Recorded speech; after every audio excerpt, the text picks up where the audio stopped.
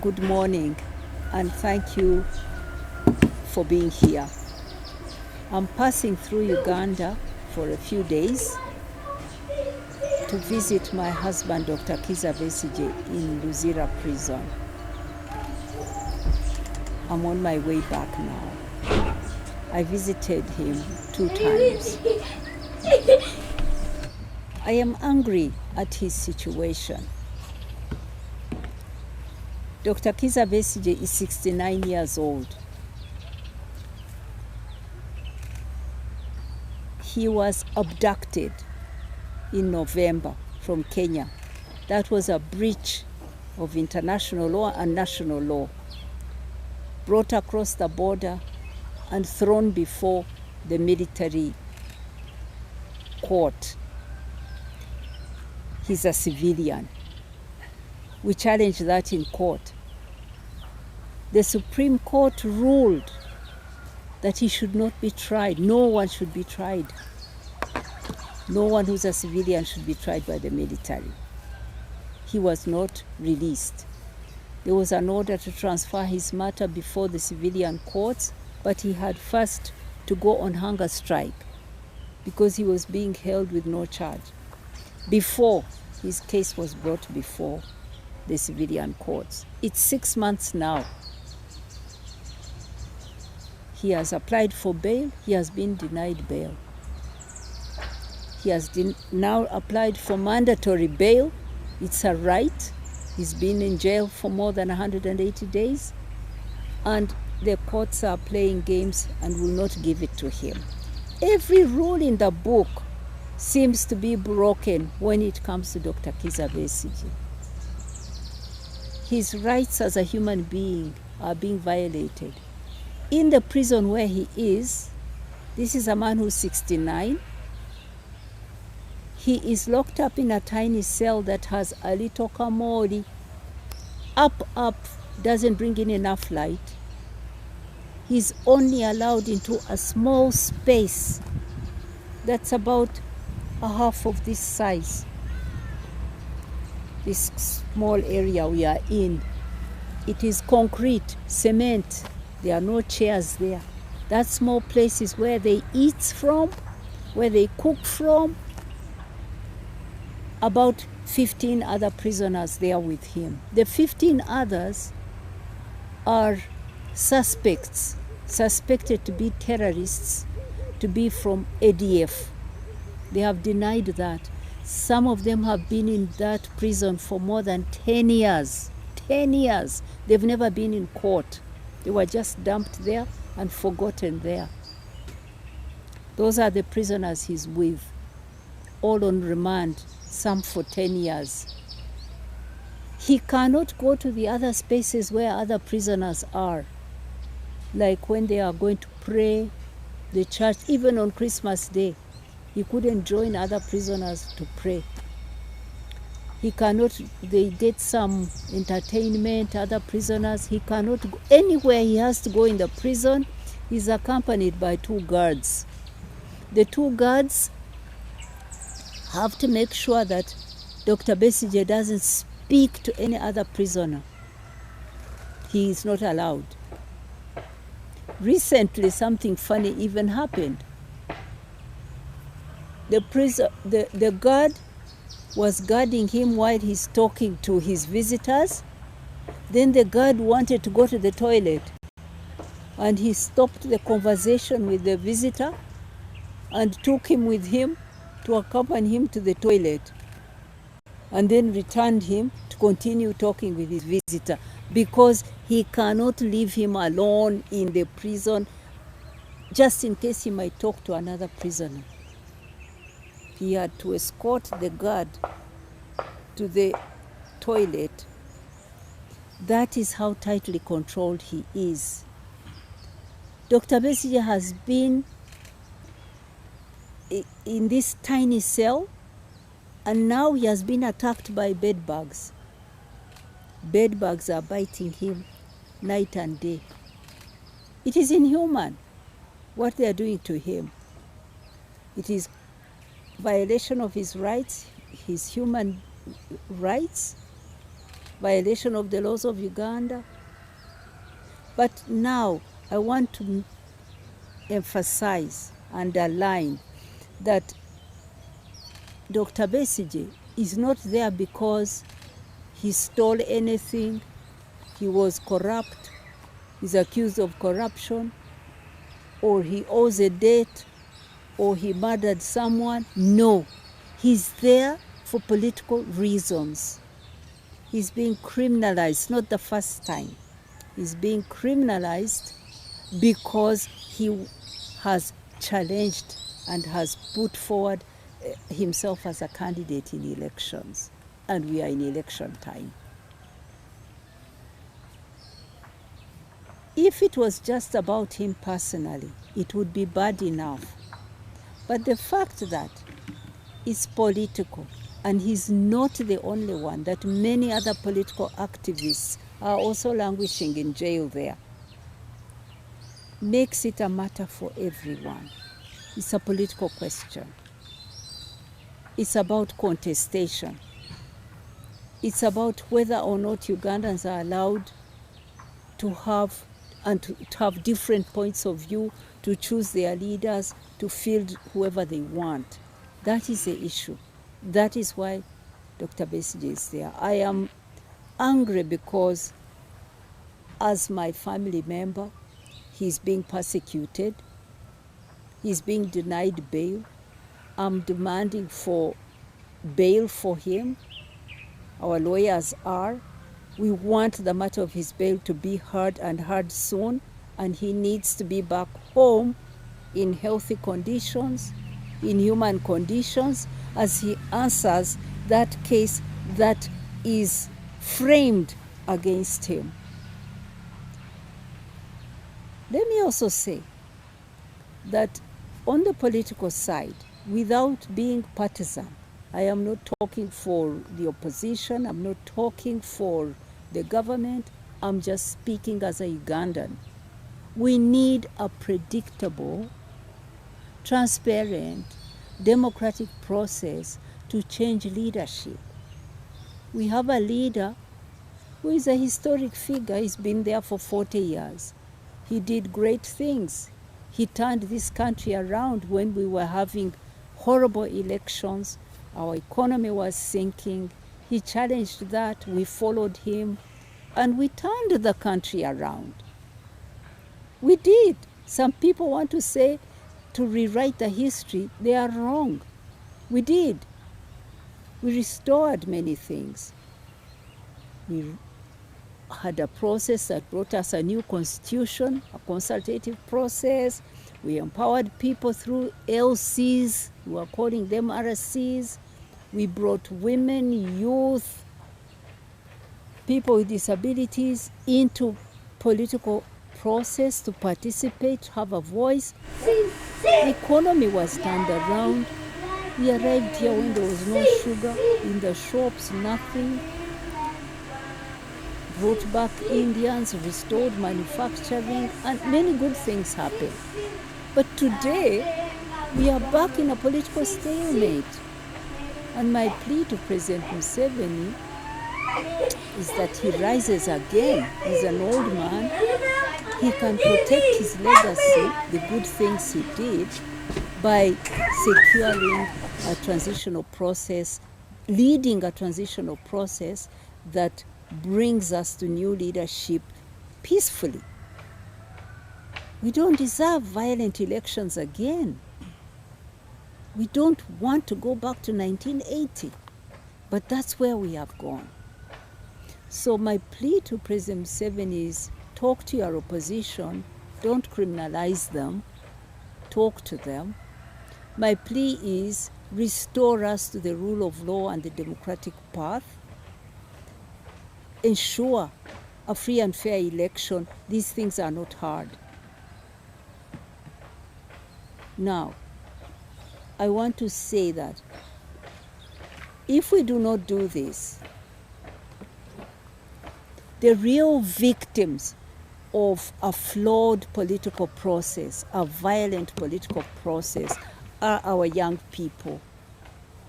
Today, they are the ones who really break my heart. When I see thousands, my own nephews and nieces, children I know, or the young people I see on the streets expressing their frustration, they are out there without a future.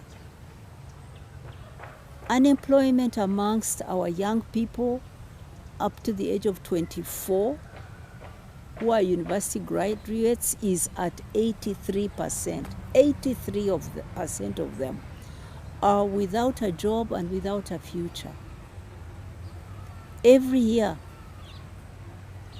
Uganda puts into the market 700,000 young people. Out of those, only 90,000 get jobs. The rest don't know what is there for them. Suspended future.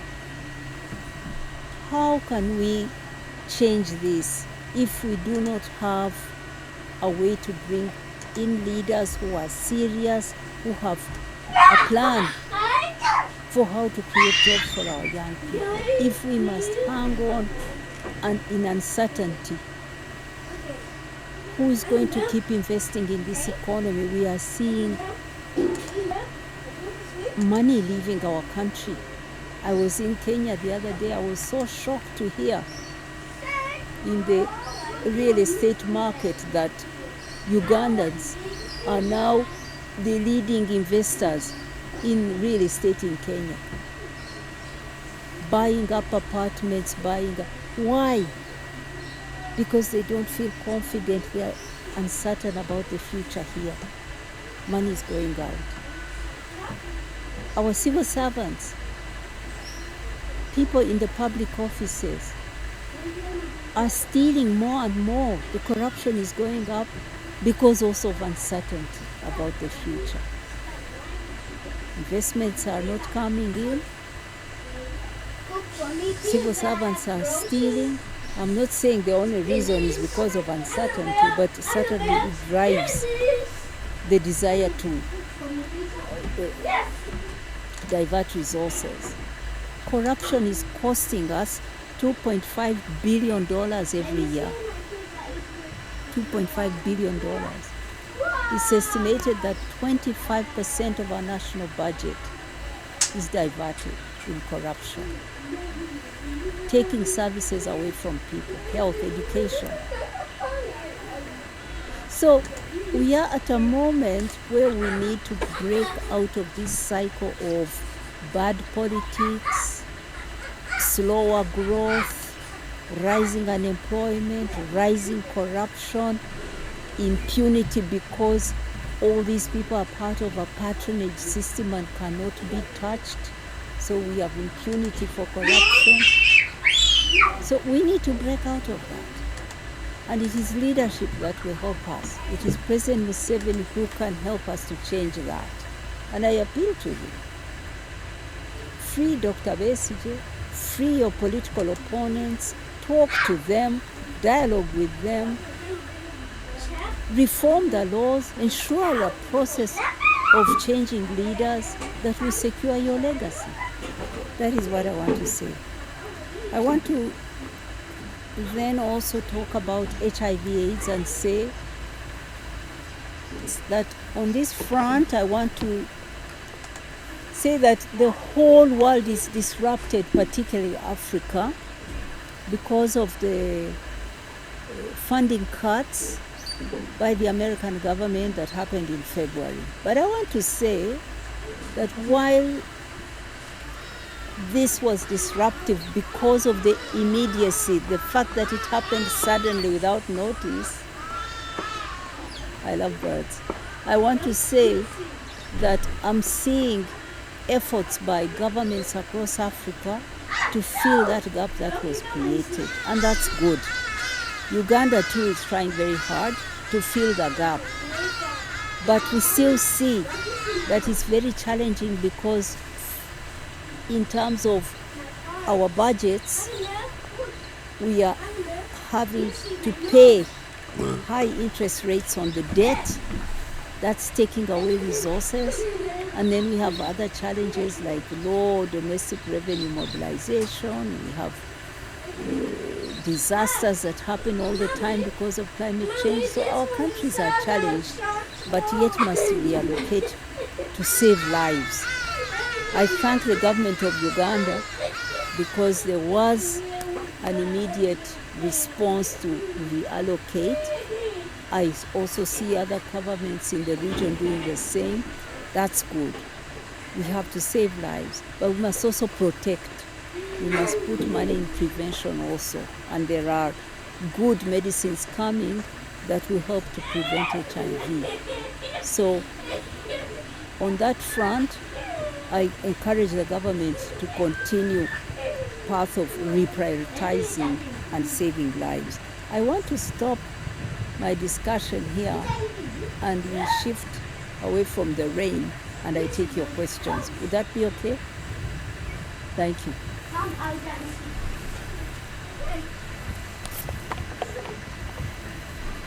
Imagine that you have the connections. People once you know President Museveni,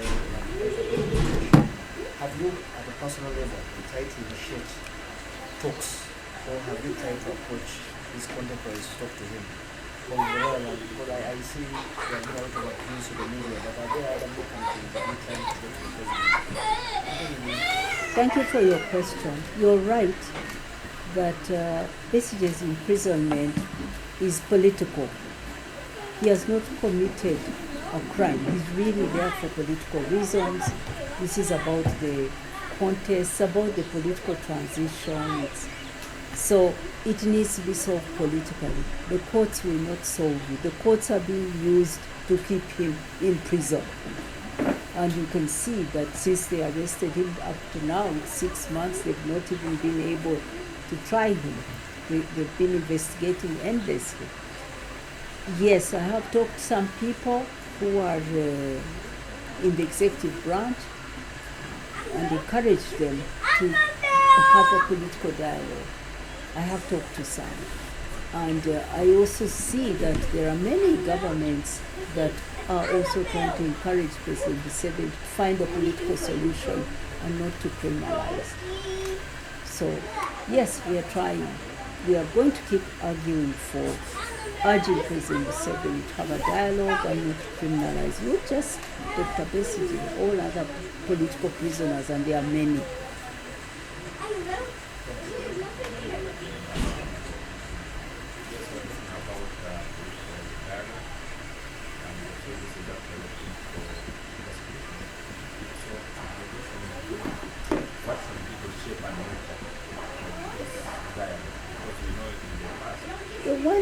What's important is it doesn't matter the form, really, it can take any form, but it's important that a dialogue sets clear objectives.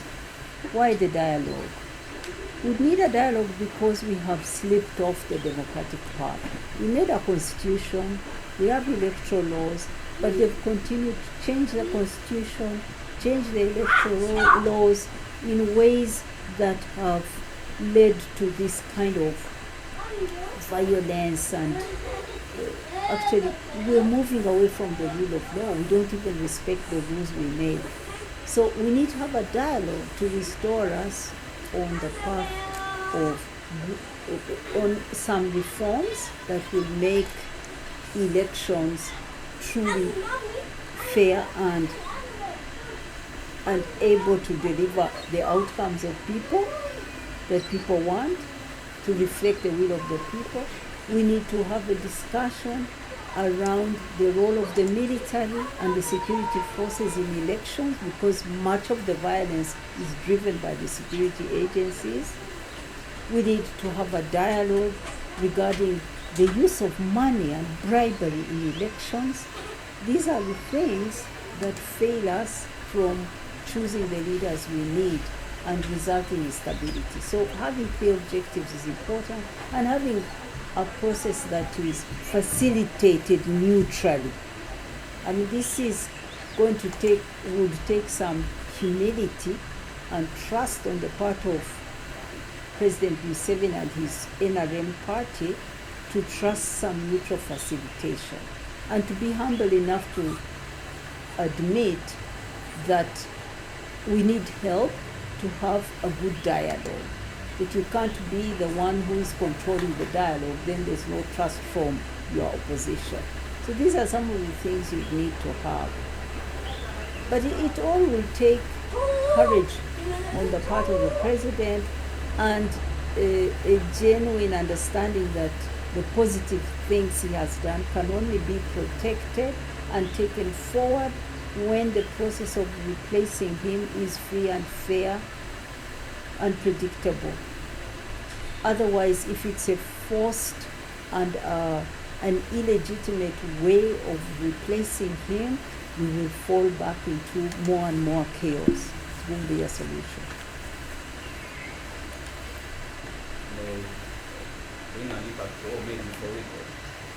Such a huge team of lawyers offering themselves for free, pro bono, to defend an individual charged with a criminal case. I don't think it's ever happened. There are more than 50 Ugandan lawyers who have offered themselves and are fighting this case.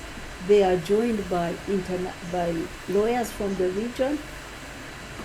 They keep coming each time he's appearing, from Kenya, from Tanzania, from even as far as the Comoros.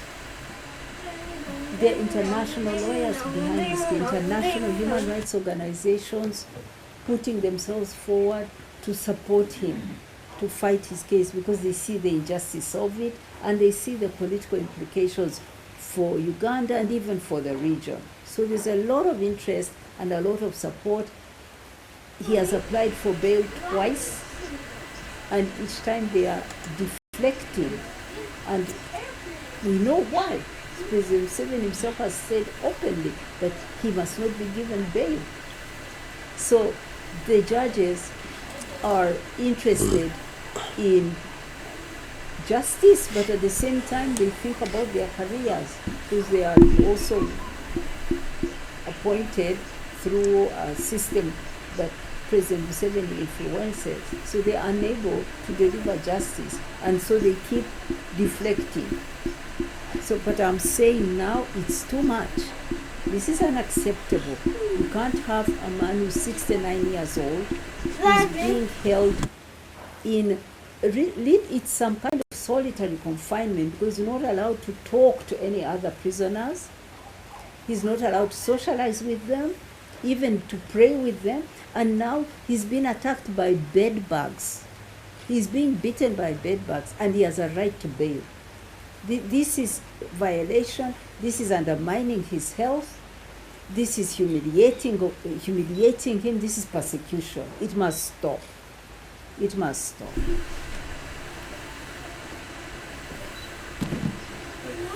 That's a lie. The PFF has not chosen its candidate, and I cannot be offering myself as a PFF candidate even before they meet to decide who their candidates are. That's fake.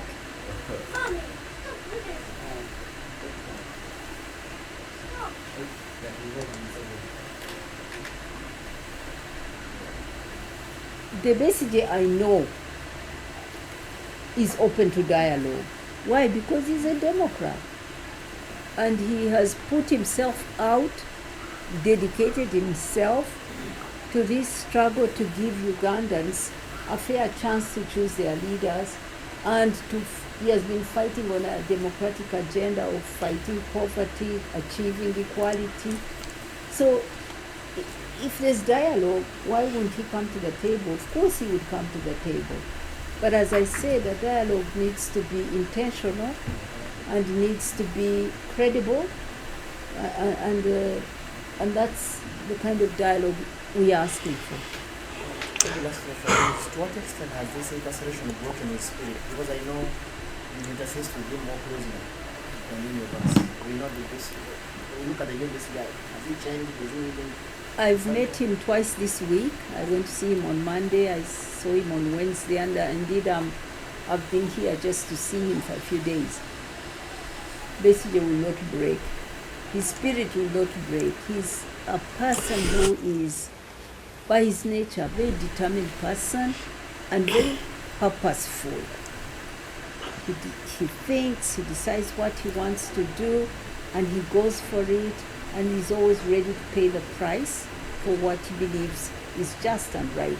So he's not broken. In fact, people who visit him say that he motivates them, that's what I found. I found him, he's worried about his situation. He's not enjoying it, definitely not. He's worried about his condition, but definitely still resolute and asserting his innocence and ready to defend himself.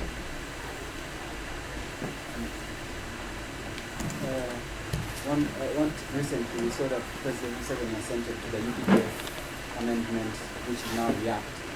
What does this mean? What does this mean to you? What do you think this means to the citizen? That was a sad day for Uganda. The day he signed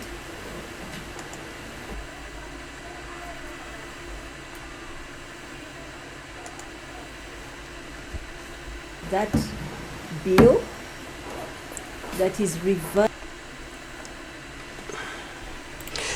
Okay, Winnie Byanyima, about the situation of his husband in prison and those who are holding him up, what they must do.